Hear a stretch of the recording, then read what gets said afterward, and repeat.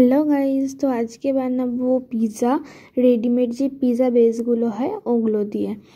তো এর জন্য আমরা গেছিলো ভুটান। ওখান থেকে আমাদের রিলেটিভের একটা ফ্যাক্টরি আছে এই সব মানে পিৎজা ব্রেড, এমনি নর্মাল ব্রেড, বার্গারের এইসবেরগুলোর ফ্যাক্টরি আছে। সো এখান থেকে ফ্যাক্টরি থেকে আমাদেরকে দিয়েছে ফ্রি গিফট। তো ওখানে গেছিলো, ওখান থেকে দিয়েছে। তো অ্যান্ড দেখো এই থালাটার মধ্যে কিন্তু পিৎজাটা হচ্ছে পুরো পারফেক্টভাবে বসে গেছে।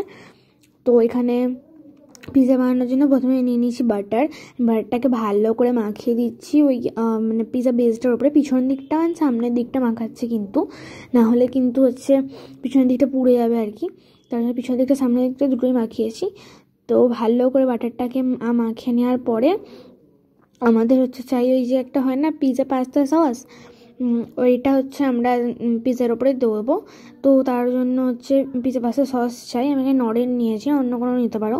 তো নেক্সট হচ্ছে আমাদের কাটা ছিল, মানে যখন মা কাটছে দেখতে পাচ্ছ হচ্ছে ক্যাপসিকাম আর পেঁয়াজ কাটছে। তো ওগুলো কাটাগুলো হচ্ছে দিয়ে দেবো।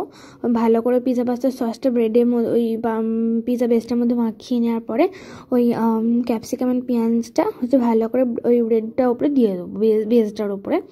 তো আর একটু স্বাদ ভালো হওয়ার জন্য কিন্তু সুইট কর্ন থাকলে দিতে পারে, নাও দিতে পারো। তা না থাকলে দিতে হবে না, বাট থাকলে কিন্তু অবশ্যই দিও, কারণ কিন্তু নাহলে খেতে দারুণ লাগবে। তো সুইট কর্ন দেওয়ার পরে না আমাদের কাছে না পনিরটা অ্যাভেলেবেল ছিল না, তো তাই আমরা ইউজ করেছি না ছানা দিয়েও কিন্তু দারুণ হয়, ট্রাই করে দেখতে পারো। আমি এখানে ছানা দিয়ে দিয়েছি। নেক্সট হচ্ছে অরিগানো অ্যান্ড চিলি ফ্লেক্স, তো মাস্ট পিৎজার জন্য, সবাই জানো অরিগানো অ্যান্ড চিলি ফ্লেক্স ছাড়া পিৎজা কিন্তু একদমই হবে না।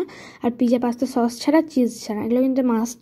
সো আমাদের এখানে স্লাইস সিস্টেম একটু ভেঙে ভেঙে দিয়ে দিচ্ছে। আর যেই কিউব চিজটা হয় ওটা হচ্ছে গ্রেট করে আমি দিচ্ছি। দেখো গ্রেট করার সময় এত স্যাটিসফাইং লাগছিলো, দেখো তলাটা কিন্তু দারুণ স্যাটিসফাইং লাগছে। আমি গ্রেট করতে আমার দারুণ লাগে। তো আবার একটুখানি আমার চিলি ফ্লেক্স দিয়ে দিল অ্যান্ড দিয়ে মাইক্রোওভেনে দিয়ে দিয়েছি। এই যে পিৎজা ভেজ পিৎজাটা যেটা আমি যে আইএফবি মাইক্রোওভেন ভেজ পিৎজাটাতে দিয়ে দিয়েছি। তো পিৎজাটা খেতে কিন্তু দারুণ হয়েছিল।